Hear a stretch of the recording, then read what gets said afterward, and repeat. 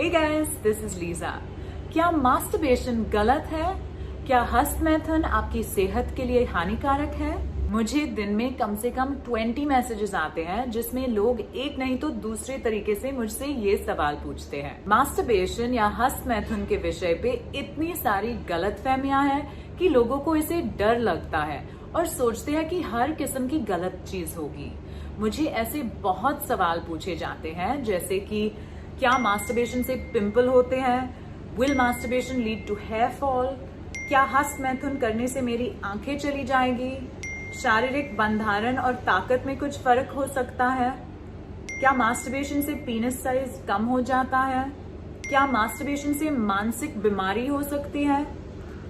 क्या मास्टरबेशन की वजह से मेरी शादी नहीं होगी? उसे बहुत पाप लगेगा?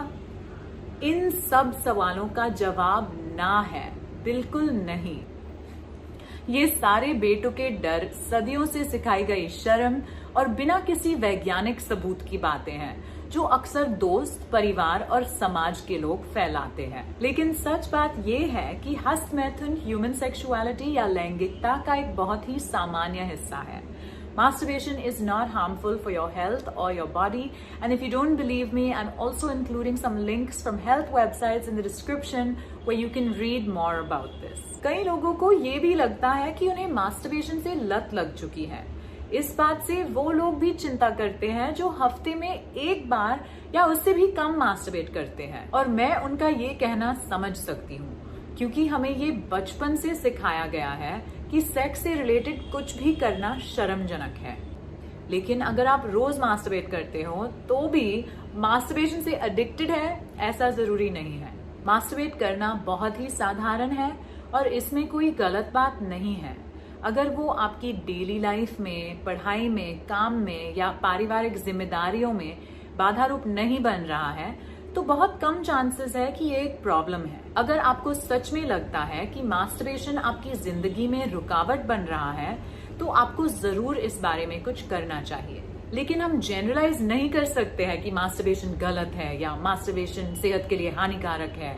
Masturbation is a normal and healthy part of life. एक और बात, इंटरनेट ईरा में अक्सर पॉर्न और मास्टरबेशन के बारे में एक साथ ही बात होती है। और हाँ, मेन स्ट्रीम पॉर्न में बहुत प्रॉब्लम्स है। वो कैसे बनाए जाते हैं, उनमें स्त्रियों को कैसे दिखाया जाता है, वो सब काफी प्रॉब्लमैटिक हो सकता है। और इन वजह से पॉर्न के साथ साथ मास्टरबेशन को भी अक्सर गलत ठहराया जाता है, जबकि एक्चुअली मास्टरबेशन सेहत के लिए फायदेमंद भी हो सकता है। प्रॉब्लम ज्यादातर मेन स्ट्रीम पॉर्न के हैं। नो फैप चैलेंज की शुरुआत भी एक्चुअली पॉर्न और पॉर्न एडिक्शन को लेके हुई थी। अगर मेन स्ट्रीम पॉर्न के प्रॉब्लम्स या पॉर्न एडिक्शन के बारे में आपको ज्यादा जानकारी चाहिए तो आप मेरे 2 वीडियोस देख सकते हैं, पॉर्न की लत और what's the best porn to watch, जिनके लिंक्स डिस्क्रिप्शन में मिल सकते हैं। But now back to today's topic. सच्चाई ये है कि मास्टरबेशन बहुत ही साधारण है और ज्यादातर हर कोई मास्टरबेट करता है। मास्टरबेशन से सेक्सुअल प्लेजर का एहसास कर सकते हैं, वो भी अनवांटेड प्रेगनेंसी और यौन रोग के डर के बिना।